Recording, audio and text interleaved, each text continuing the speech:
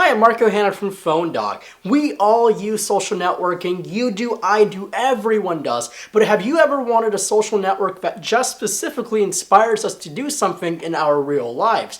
IM5 is unlike any other social network I've ever seen. It's a social network that inspires us to do great things. We want all of our PhoneDog fans to head over to IM5, spread the word, pre-register for early access, and also just experience what this new social network can do. So make sure to go to im5.com.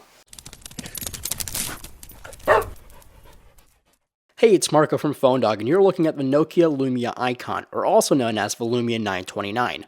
This is the flagship Windows Phone 8 device that should have been released like a year ago, but in Nokia's sweet time, they've done a few things to make the Nokia Lumia icon more different from the rest of the pack. Just from the outside, you can see a lot of work has gone into designing the icon. The slightly curved polycarbonate back and the really good looking aluminum band make the phone feel more Apple-esque and very, very solid in the hand. Though the phone definitely has some heft to it, not only in weight but also in the thickness. It's just sort of 10mm thick, which nowadays is only reserved for phones that either have oversized batteries or phones from 2005. But it's easily glanced over when you just take a closer look. The sides and the bands are beautiful, as also the back of the icon. I'm a sucker for polycarbonate. I've always loved the way Lumia's always felt in the hand, and this understated yet sophisticated Lumia icon look works for me. Things do look brighter when you take a look at the display. Pun intended. It's 5 inches, it's 1080p, it's a clear black display with 441 pixels per inch. It's sitting on top of Gorilla Glass 3, which means there's almost no glare, and it's super durable and super easy to clean. Also, in other words, it's a Nokia Lumia 1520 without all that excess size, and it's much more pixel dense. It's by far one of the best mobile displays I've ever seen. They've got the color saturation nailed these days, plus all the reproduction of the colors are spot on. There's a tiny bit of trouble in the viewing angles, but that's only when you approach the 178-degree limit of the AMOLED display. Inside, you'll find a 2.2 GHz quad-core Snapdragon 800 processor, 2 GB of RAM, and 32 GB of internal memory. They're not revolutionary specs these days, but it's in the top tier of Windows phones. Now obviously, since this is a Nokia product, you'll find some high megapixel perfect censored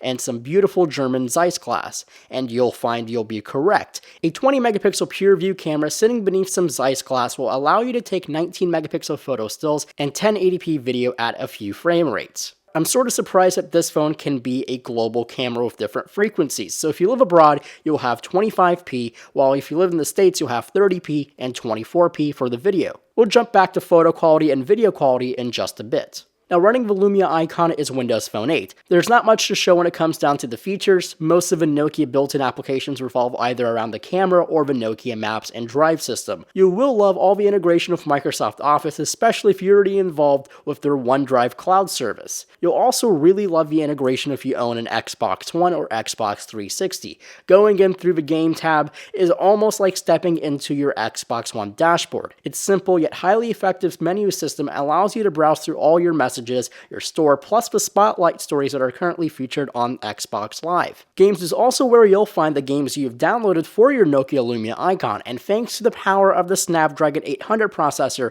games will absolutely fly without any hiccups. It also means that Windows Phone finally have a phone that can play with big league Android smartphones, something Windows phones desperately needed. One thing that sort of bothered me with the software though was Verizon's overtaking of Windows Phone 8. I can't help but think that Verizon pushed their own applications and bloatware, or this phone would never exist on Verizon's network today. For example, this phone had NFL Mobile pre-installed. It's a Verizon-sponsored application, it's Verizon-owned, and it took a whole tile on my start screen. Now, it's in the middle of February, the Super Bowl's already gone, there is no NFL, and this whole tile was on my start screen. Now, obviously, you can unpin this, but it's just something to really point out. The experience of Windows Phone 8 is pretty top-notch. It's a clean software that reminds me of the early days of iOS, not too cluttered and very focused on the experience. Windows Phone 8 will always be smooth. Why, you ask? Because there's simply not too many things that could go wrong.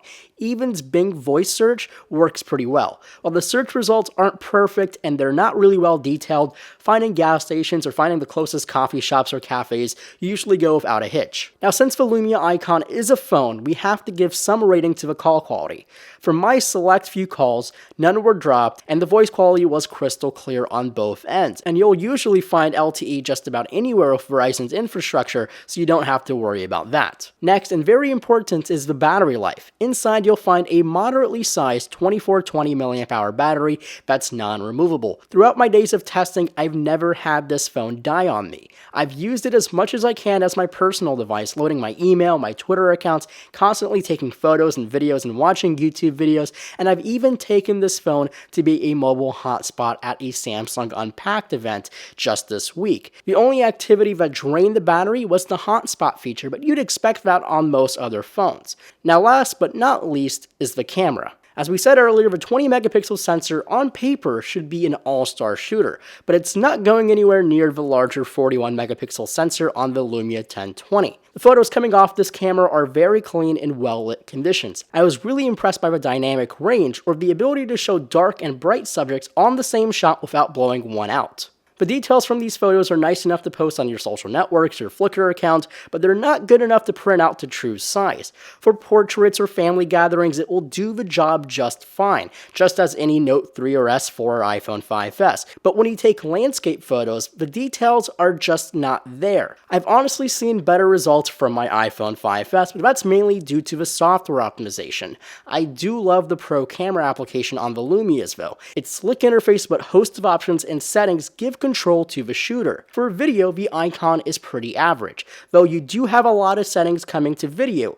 It's almost like a global camera where you have 30p, 25p for you guys overseas, and 24p for American cinema. Not like you're going to shoot the next Bond film with this, but hey, I'm pretty sure someone can make it happen. So the Nokia Lumia Icon. It's a Windows phone that came pretty late to the party, but it came to the party with the finest strengths and the best music. What I'm trying to say is it's feature-packed, and the only thing that's holding it back is Windows Phone 8 adoption rates. It's all growing, but not nearly as fast as it needs to be. But if you're on the hunt for a Windows Phone 8 device and don't mind on being on Verizon Wireless and having a slightly bulgy phone, the Icon is as complete as it can be.